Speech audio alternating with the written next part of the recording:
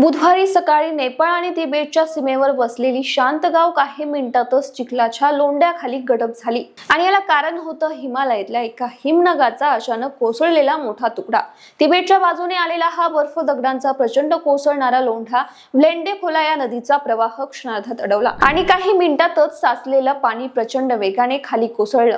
हाच पाण्याचा लोंढा भोटे कोशी आणि त्रिशुली नदीच्या खोऱ्यातून वाहत नेपाळच्या रसुवा जिल्ह्यातील तिमुरे आणि आसपासच्या गावांवर आदळला। क्षणार्धात घर, पूल आणि रस्ते वाहून गेले। नेपाळ चीन सीमेवरचा प्रमुख व्यापारी मार्ग असलेला मैत्री पूलही या पुरात कोसळला। नेपाळमध्ये आतापर्यंत सुमारे 162 जणांचा मृत्यू झाल्याची नोंद पोलिसांनी केली, तर तिबेटच्या बाजूला बर्फाचा हा लोंढा कोसळल्यामुळे 3 जणांचा बळी गेला आणि तब्बल 558 जण अजूनही बेपत्ता आहे, ज्यात 260 परदेशी नागरिकांचा समावेश आहे। नेपाळमध्ये बेपत्त्यांची संख्या 400हून अधिक असून त्यात 133 भारतीय आहे। यातले बहुतांश कैलास मानसरोवर यात्रेवर गेलेले यात्रेकरू होते।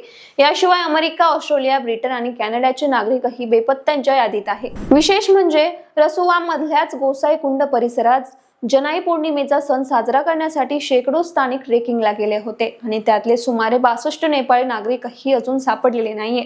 बचाव कार्यात गुंतलेले 28 पोलीस अधिकारीही बेपत्त्यांच्या यादीत आहे। हवामान तज्ञांच्या मते ही काही एकाकी घटना नाही। गेल्या वर्षी ऑगस्टमध्येच याच भागात तिबेटमधल्या हिमनदी सरोवरच्या फुटण्यामुळे असाच पूर आला होता। तेव्हा 9 जणांचा मृत्यू झाला होता आणि नेपाळ चीन जोडणारा पूलही उद्ध्वस्त झाला होता। गेल्या 14 महिन्यांत हीच व्लेंडे नदी दुसऱ्यांदा असा विध्वंस घडवते आणि तज्ञ याला हवामान बदलामुळे वितळणाऱ्या हिमनद्यांशी जोडतायत। सध्या बचाव पथक ढिगाऱ्याखाली अडकलेल्यांचा शोध घेत आहे, पण तुटलेले रस्ते आणि खराब हवामानामुळे मदत कार्यात मोठे अडथळे येत आहे। चीनच्या रेड क्रॉसने अन्न, पाणी आणि निवाऱ्याचं साहित्य पाठवले असून नेपाळी लष्करानेही अनेकांना सुरक्षित बाहेर काढलंय।